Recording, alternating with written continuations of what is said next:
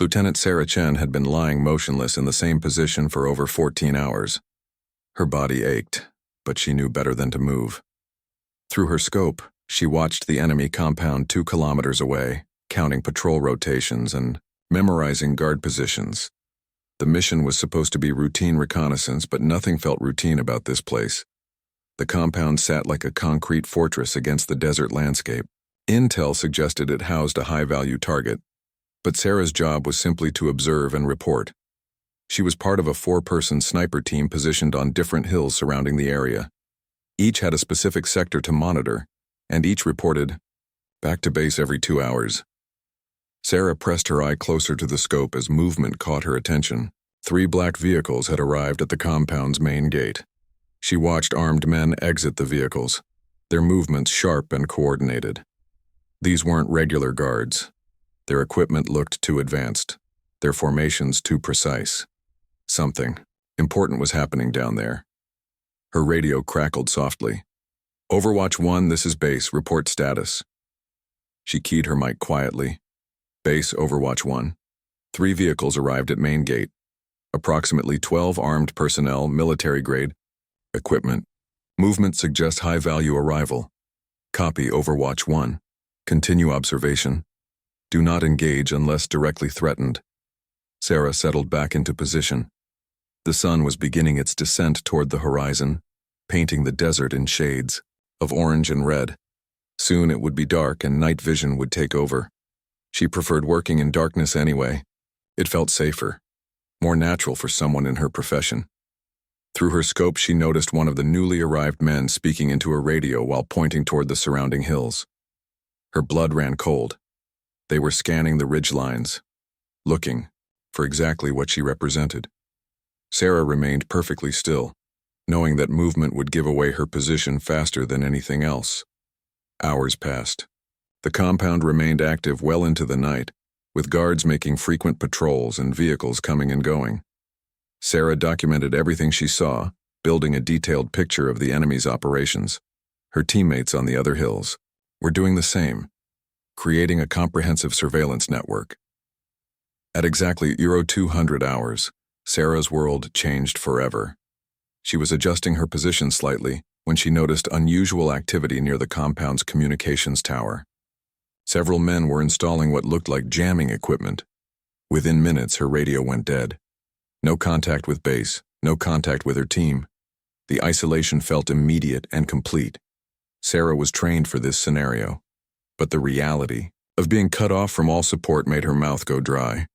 She had enough food and water for 3 days, maybe 4 if she was careful. Her extraction point was 12 kilometers away across open desert. Getting there without radio support would be nearly impossible during daylight. She focused on her mission. Document everything, stay alive, report back when possible. Through her night vision scope, she watched the compound's activity increase dramatically. More vehicles arrived, and she counted at least 40 armed personnel now. Whatever they were, planning, it was big. Around 400 hours, Sarah saw something that made her heart race. A man in a crisp uniform emerged from one of the buildings, surrounded by an escort of 6 guards. Even through the scope, she could tell this person commanded respect from everyone around him. The way others deferred to him, the precise way his guards moved, everything suggested military leadership of the highest level. She tried her radio again, knowing it was useless but hoping desperately for some sign of communication. Static filled her earpiece.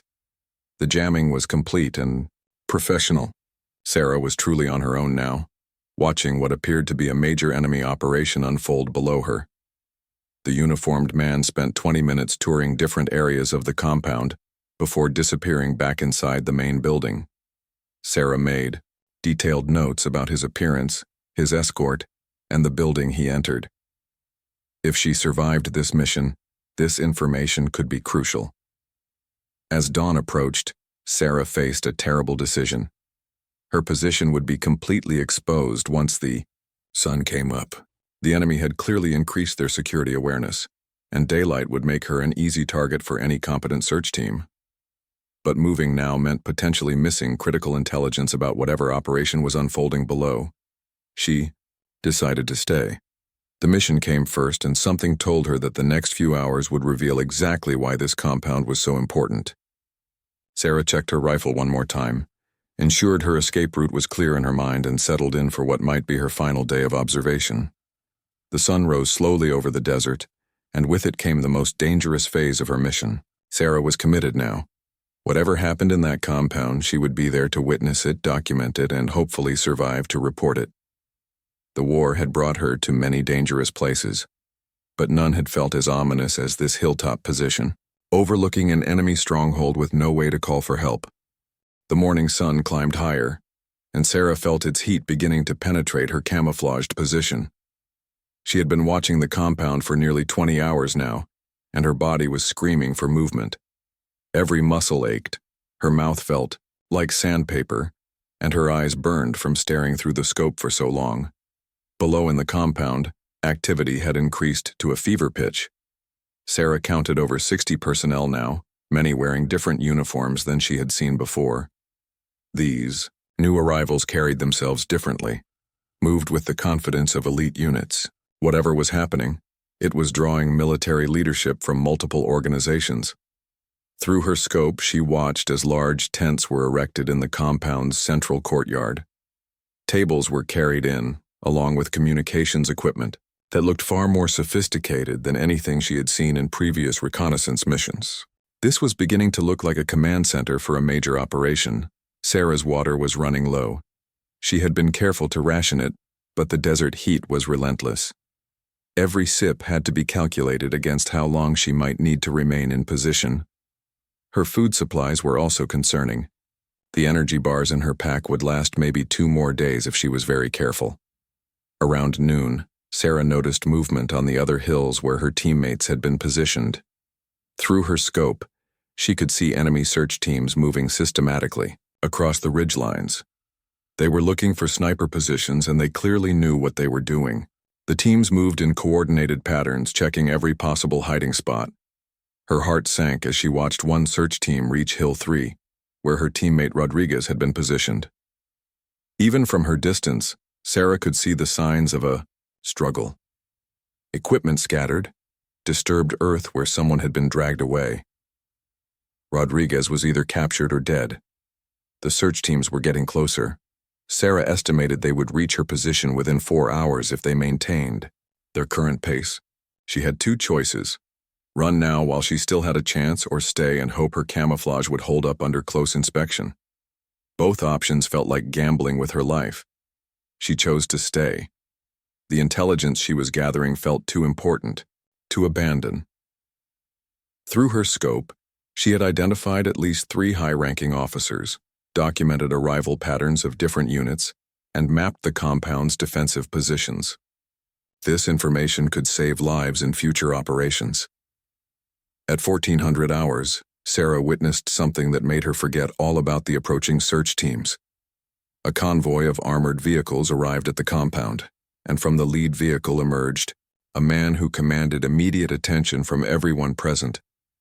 Even the high-ranking officers she had been watching earlier stood at attention when he appeared. The man was older, probably in his 60s, with silver hair and bearing that spoke of decades of military command. His uniform was different from the others, more elaborate, with insignia Sarah didn't recognize. But his importance was unmistakable. This was someone at the very top of the enemy's command structure.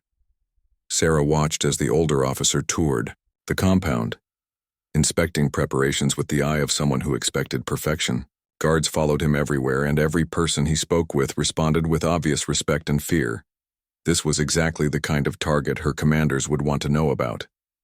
The afternoon wore on, and Sarah documented everything she could about the mysterious officer, his habits, his security detail, the buildings he entered, how long he spent in each location. She was building a profile that could be invaluable for future operations. As evening approached, the search teams had covered 2 more hills. Sarah could see them working methodically, and she knew they would eventually find evidence of her teammates' positions. It was only a matter of time before they reached her hill. She had maybe 6 hours before they arrived. The compound below continued its frantic preparations. More equipment arrived, including what looked like mobile command centers and satellite communication arrays. The tents in the courtyard had been expanded into a complex of temporary structures. Whatever operation they were planning was massive in scope. Sarah tried her radio one more time, hoping against hope that the jamming had been lifted. Static greeted her efforts.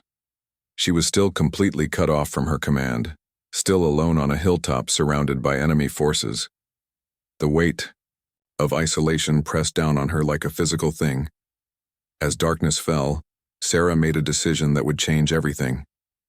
She couldn't run, not with the search teams closing in and the desert offering no real cover for miles.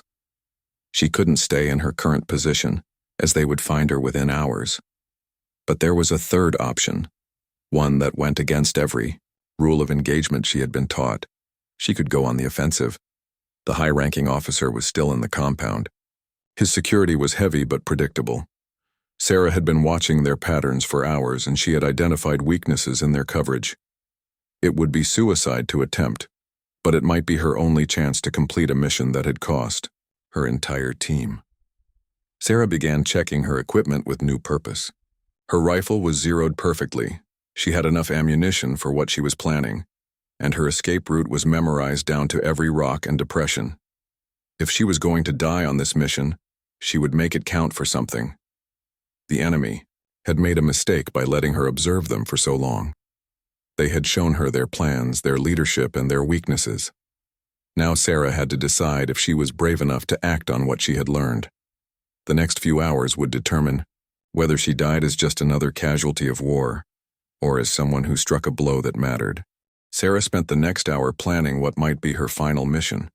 Every detail had to be perfect because there would be no second chances.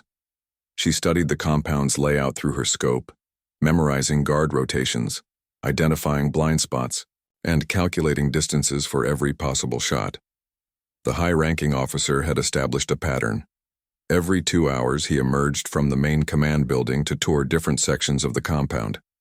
His security detail followed the same route each time, and there was a brief moment during each tour when he was exposed to her position. The window would last maybe 3 seconds. Sarah would get one shot. Around midnight, she made her first major decision. Sarah abandoned her carefully constructed hide site and began moving to a new position. She low-crawled 300 meters along the ridgeline to a rocky outcropping that offered a better angle on the compound. The movement took over an hour, but it positioned her perfectly for what she had planned. Her new position was more exposed but offered a cleaner shot. Sarah settled behind the rocks and began the meticulous process of ranging her target. She used her laser rangefinder to measure exact distances to different points in the compound, compensating for the downward angle and desert wind conditions. At 200 hours, Sarah's patience was rewarded. The high-ranking officer emerged for his scheduled inspection tour. Through her scope, she tracked his movement across the compound, noting how his security moved around him. The guards were professional but followed predictable patterns. They had grown comfortable with the routine. Sarah watched the officer pause, near the communications array, speaking with a technician while his guards spread out in their standard formation. This was the moment she had been waiting for. The officer stood in the open for nearly 5 seconds, well within the 3-second window she needed, but Sarah didn't take the shot. Something held her back. Maybe it was training that emphasized patience above all else, or maybe it was intuition telling her to wait for a better opportunity. She watched the officer complete his tour and disappear back into the main building. The search teams were getting closer. Through her scope, Sarah could see flashlights moving on Hill 2, less than a kilometer from her position. They were being thorough, checking every possible hiding spot. She estimated they would reach her area within 2 hours. At 0400 hours, activity in the compound suddenly intensified. Vehicles began leaving in organized convoys, and Sarah realized with growing alarm that the operation she had been watching was beginning to move out. If the high-ranking officer left with one of these convoys, her opportunity would be lost forever. Her fears were confirmed 20 minutes later when the officer emerged again, this time dressed for travel and surrounded by an even larger security detail. They were loading equipment into armored vehicles, clearly preparing for departure. Sarah had perhaps 30 minutes before her primary target was gone. The pressure was enormous. Sarah's hands began to shake slightly as adrenaline flooded her system. She focused on her breathing, using techniques learned in sniper school to calm her heart rate and steady her aim.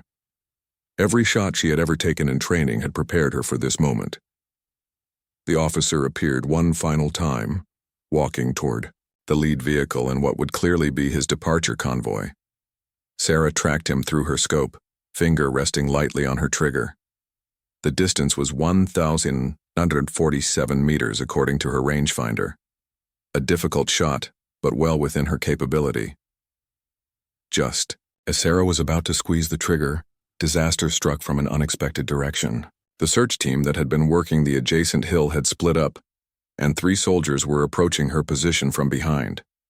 She could hear their voices now, speaking in low tones as they climbed toward her rocky outcropping. Sarah faced an impossible choice. She could take the shot at the officer and immediately give away her position to the search team behind her, or she could deal with the immediate threat and lose her target forever. Either choice likely meant her death, but one might accomplish the mission. The officer reached his vehicle and paused, speaking with his aide while his security detail made final preparations. Through her scope, Sarah could see him clearly, unaware that he was in a sniper's crosshairs. Behind her, the search team was getting closer. She could hear their equipment rattling softly as they climbed. Time slowed to a crawl as Sarah made her decision. The mission came first. Everything she had endured, everything her teammates had sacrificed, pointed toward this single moment. Her finger tightened on the trigger as she aligned her crosshairs perfectly on the target. The first explosion came from somewhere behind her, probably Hill 2. The sound rolled across the desert like thunder, followed immediately by secondary explosions that lit up the night sky. Sarah's scope showed chaos erupting in the compound below as guards ran toward defensive positions, thinking they were under attack. The officer disappeared into his vehicle as his security detail went into emergency protocols. Engines roared to life, and the convoy began moving toward the compound's exit. Sarah's opportunity was slipping away with every passing second. Behind her, the search team had stopped their advance, probably trying to determine what the explosions meant. Sarah realized this might be her only chance. She could hear radio chatter as the enemy forces tried to coordinate their response to what they thought was a major assault. In the chaos and confusion, Sarah made her move. She shifted position slightly to maintain sight of the convoy as it approached the compound's main gate. The officer's vehicle was second in line, its distinctive markings clear through her night vision scope. If she was going to take this shot, it had to be now. Sarah's finger was already tightening on the trigger when the world exploded around her. The blast came from directly behind her position, so close that the shockwave lifted her off the ground and sent her tumbling down the rocky slope. Her rifle flew from her hands, clattering against stones as she rolled uncontrollably. Her ears rang from the explosion, and her vision blurred as she tried to understand what had happened. Through the chaos in her head, Sarah realized that the search team behind her had triggered some kind of explosive device. Maybe a mine, maybe an improvised bomb left by previous forces. The 3 soldiers who had been hunting her were gone, vaporized in an instant. Sarah's training kicked in despite her disorientation. She had to find her rifle, had to get back into position.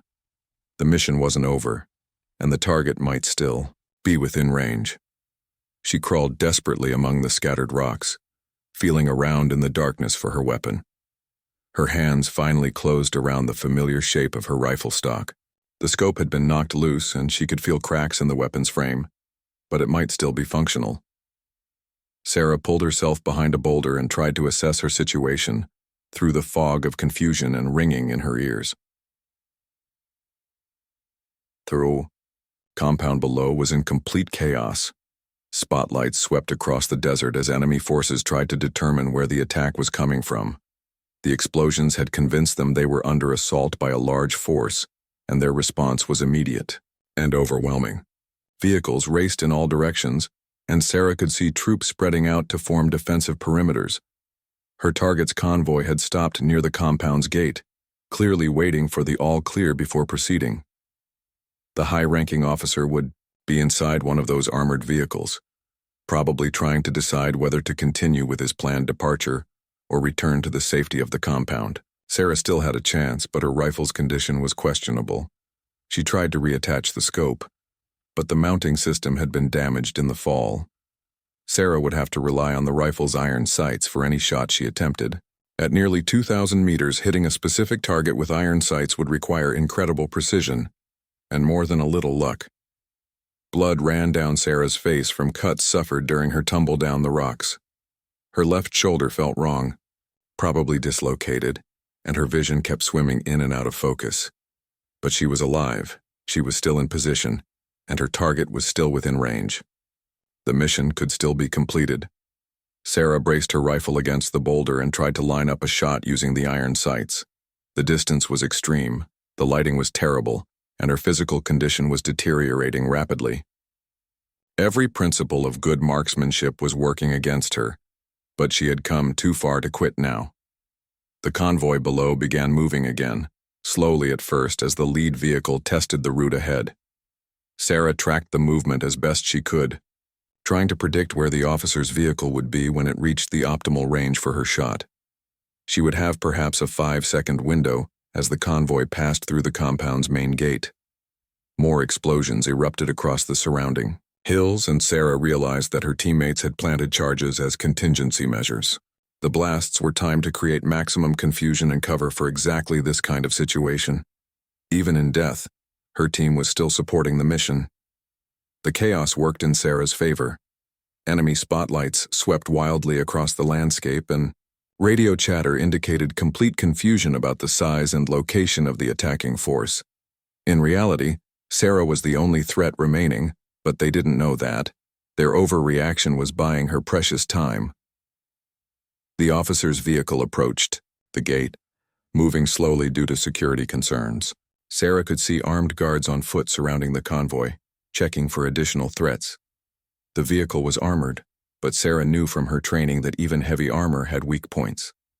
The key was knowing where to aim. Through her iron sights, Sarah tracked the vehicle's movement. Her hands shook from adrenaline and shock, making it nearly impossible to maintain a steady aim. She used every breathing technique she had ever learned, trying to calm her body's responses and focus on the fundamentals of marksmanship. The vehicle was approaching the optimal range, but Sarah's condition was getting worse by the minute. Blood, loss, and shock were taking their toll, and she could feel herself beginning to drift in and out of consciousness. If she was going to take this shot, it had to be within the next few seconds. Sarah made one final adjustment to her aim and began the slow squeeze on her trigger. The vehicle was moving steadily toward the gate, its route predictable and its speed constant. She led the target slightly, compensating for the vehicle's movement and the time it would take her bullet to travel the distance. Just as Sarah was about to fire, another massive explosion erupted from Hill 4, directly opposite her position. The blast was so large it lit up the entire valley, and the shockwave reached her position seconds later. The explosion triggered something in the compound's ammunition storage, creating a secondary blast that sent debris flying hundreds of meters in all directions. The officer's convoy immediately reversed course, racing back toward the relative safety of the compound's interior. Sarah's shot opportunity vanished as the vehicles disappeared behind concrete barriers and defensive structures. Her target was gone, probably for good this time. But as Sarah watched the chaos unfold below, she realized something important had changed. The massive explosions had not only created confusion, but it also damaged the compound's communications equipment. The jamming that had kept her isolated was failing, and her radio was beginning to pick up scattered transmissions from friendly forces. Sarah keyed her mic with trembling fingers, hoping desperately that someone would hear her call for help. She had survived the blast, but her injuries were serious, and dawn was approaching. Soon the enemy would realize that the attack had come from a single sniper, and they would focus all their efforts on finding her. Sarah's radio crackled to life with the most beautiful sound she had ever heard, her commanding officer's voice cutting through the static. Any station? Any station? This is Base Actual. We have birds in the air looking for survivors. If anyone can hear this transmission, respond immediately. Her hands shook as she keyed the microphone. Base actual, this is Overwatch 1. I'm alive but injured. Still in position overlooking target compound. Enemy has high-value individual on site. Repeat, high-value individual confirmed. The response was immediate. Overwatch 1, thank God. We lost contact with your entire team 18 hours ago. What's your status and location? Sarah looked around at her devastated position, then down at the compound where enemy forces were still scrambling to respond to the explosions. Base, I'm approximately 2 clicks northeast of the target. Injured but mobile. My teammates are gone, but I've been conducting surveillance on what appears to be a major enemy operation. There's a high-ranking officer here, possibly general-level command. Copy, Overwatch 1. We have extraction birds inbound to your area, but they can't get close with all the enemy activity. Can you move to Extraction Point Alpha? Sarah checked her map. Extraction Point Alpha was 8 kilometers away across open desert. In her current condition, it might as well have been on the moon. Her left shoulder was definitely dislocated, she was losing blood from multiple cuts, and her vision kept going, in and out of focus from the concussion. Base, I'm pretty beat up, not sure I can make Alpha before sunrise. And Base, you need to know about this target. I've been watching him for over 20 hours. This guy is important enough to bring together multiple enemy units. If we can take him out, it could seriously disrupt their operations in this sector. There was a long pause before Base responded. Overwatch 1, your primary mission now is survival and extraction. Do not, repeat, do not attempt to engage the target. We're sending in a full strike package to deal with the compound once you're clear. Sarah understood the order, but something inside her rebelled against it. She had watched her entire team die for this mission. She had endured 24 hours of hell to gather intelligence on this target. Walking away now felt like abandoning everything they had sacrificed for. Base, understood. But I need you to know that this target is preparing to leave the area. Multiple convoys are forming up down there. If they scatter before your strike package arrives, we might not get another chance like this. Overwatch 1. We have satellite coverage of your area now. We can track any vehicles that leave the compound. Your job is to stay alive and get to the extraction point. That's an order. Sarah acknowledged the order, but as she began planning her route to the extraction point, movement in the compound caught her attention. Through her damaged optics, she could see the high-ranking officer emerging from the command building again. His security detail was smaller now, probably because many guards had been deployed to search for the imaginary assault force. The officer appeared to be inspecting damage from the explosions, accompanied by only 4 bodyguards. They walked openly across the compound's central courtyard, well within range of Sarah's position. The target was presenting himself more clearly than at any point during her entire surveillance operation. Sarah's training warred with her instincts. Orders were orders, and attempting an engagement would be direct disobedience. But this opportunity might never come again. The officer was relaxed, thinking the danger had passed. His security was minimal. The shot was difficult, but possible, even with her damaged rifle. Her radio crackled again. Overwatch 1, we're tracking multiple heat signatures moving toward your position. You need to start moving toward Alpha immediately. The enemy has figured out the explosions came from the hills, and they're sending out search teams. Sarah looked toward the compound one more time. The officer was still there, still vulnerable, still unaware that he was being watched by someone willing to die to complete her mission. She made a decision that went against every order she had received, but felt absolutely right in her heart. Base, copy your last. Beginning movement toward Alpha now. Sarah lied smoothly into her radio while settling into a firing position behind the boulder. She switched off her radio's transmit function, knowing that what she was about to do would create communications that might compromise the extraction operation. Through her iron sights, Sarah could see the officer pointing toward the damaged communications tower, clearly discussing repairs with his aide. He stood still for several seconds at a time, presenting exactly the kind of target opportunity that snipers dream about. The range was long, but Sarah had made more difficult shots during training. She controlled her breathing, despite the pain in her shoulder and the blood running down her face. Every technique her instructors had taught her came flooding back. Sight alignment, trigger control, follow-through, natural point of aim. Sarah had been preparing for this moment her entire military career. The officer moved closer to the communications tower, studying the damage more carefully. He was now in the optimal position for the shot Sarah had been planning. The distance was 1,223 meters according to her earlier rangefinder measurements. The wind was light but variable. The angle was steep but manageable.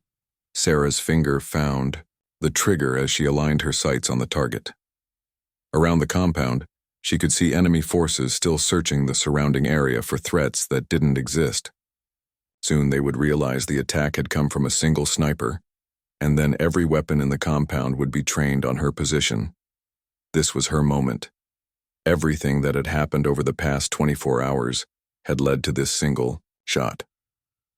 Sarah took one final breath, let half of it out, and began the slow, steady squeeze that would either complete her mission or seal her fate.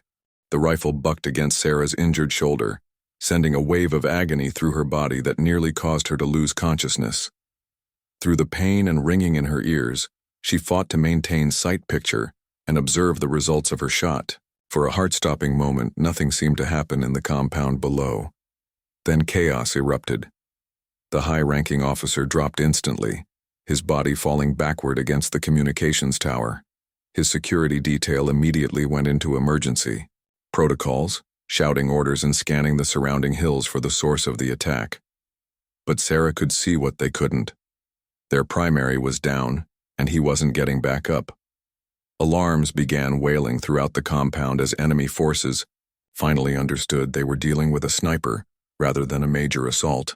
Spotlights swung toward the hills in coordinated patterns, and Sarah could see vehicles racing toward her general area. She had perhaps 10 minutes before they reached her position. Sarah's radio burst to life with frantic calls from her base. "Overwatch 1, we heard rifle fire from your position. Report your status immediately." She ignored the calls, knowing that any response would only compromise the extraction operation and put her rescue team at risk. Her mission was complete, but Sarah's situation was now desperate. The enemy knew approximately where she was, and they were responding with overwhelming force. 3 helicopters had lifted off from the compound and were beginning search patterns across the surrounding hills. Ground teams were moving up from multiple directions. Sarah gathered her remaining equipment and began moving along the ridgeline, staying low and using every piece of cover available. Her shoulders screamed with each movement, and the blood loss was making her increasingly dizzy. But she had to put distance between herself and the position where she had taken the shot. Behind her, she could hear vehicles approaching the base of her hill. The enemy was being systematic now, cordoning off the entire area and beginning a grid search that would eventually find her. Sarah's only chance was to reach a hiding spot good enough to wait out the search, then attempt to reach the extraction point after dark. She found what she was looking for 300 meters from her firing position, a deep crevice between 2 large boulders that offered concealment from both air and ground searches. Sarah squeezed into the narrow space, pulling loose rocks over the opening to complete her camouflage. It wasn't perfect, but it might be enough. From her hiding spot, Sarah could hear enemy forces spreading across the hillside. They were being thorough but predictable, following standard search patterns that she had studied extensively during her training. She pressed herself deeper into the crevice and focused on controlling her breathing to minimize any sound. Hours passed with agonizing slowness. Enemy soldiers passed within meters of Sarah's position multiple times, but her camouflage held. The rocky terrain and her military training combined to keep her hidden from even careful searches. But she knew they wouldn't give up easily, not after losing such an important commander. As afternoon turned to evening, Sarah began to hear a different sound, the distinctive whine of friendly aircraft engines. Her extraction team was in the area, probably trying to determine if she was still alive and able to reach the pickup point. But with enemy forces still actively searching the area, any rescue attempt would be extremely dangerous. Sarah made the difficult decision to remain hidden until well after dark. The enemy search teams would eventually withdraw to defensive positions, and the helicopter patrols would be reduced once they determined the sniper was either dead or had escaped. Only then would it be safe to attempt movement toward the extraction point. Around midnight, the hillside finally became quiet. Most of the enemy ground forces had returned to the compound, though spotlights continued to sweep the surrounding area at regular intervals. Sarah waited another hour to be certain, then began the careful process of extricating herself from her hiding place. Her body had stiffened during the long hours of immobility, and her injuries had worsened. The dislocated shoulder was now completely useless, and she was fighting waves of nausea from the concussion. But Sarah had come too far to give up now. The extraction point was still 6 kilometers away, but it was reachable if she was careful. Sarah began moving across the desert terrain, using drainage channels and rock formations to conceal her approach to the extraction point. Every few hundred meters, she stopped to rest and scan for enemy patrols. The compound's spotlights could still reach this area, so timing her movements was crucial. 3 kilometers from the extraction point, Sarah's radio crackled with a transmission that filled her with hope. Overwatch 1, this is Rescue 1. We're holding at Alpha and will remain on station until 0400 hours. If you can hear this transmission, we're still here waiting for you. Sarah keyed her radio for the first time in hours. Rescue 1, this is Overwatch 1. I'm approximately 3 kilometers south of Alpha, injured but mobile. Mission complete. High-value target is down. The response was immediate and emotional. Overwatch 1, outstanding work. We have you on thermal imaging now. Continue your current heading, and we'll guide you in. Medical team is standing by. The final 3 kilometers were the longest of Sarah's life. Every step was agony, and she fell several times as exhaustion and blood loss took their toll. But the knowledge that her team was waiting gave her the strength to keep moving. The mission had cost everything, but it was complete. As dawn broke, over the desert, Sarah finally saw the extraction helicopter waiting at the predetermined coordinates. The sight of her own people, of safety, of survival, brought tears to her eyes for the first time since the mission began. She had been the only sniper to survive the blast that destroyed her team. By morning, the missing general who had commanded enemy forces in 3 different sectors was in her sights and would never command again. The war would continue, but Sarah had struck a blow that would be remembered long after her own story was forgotten.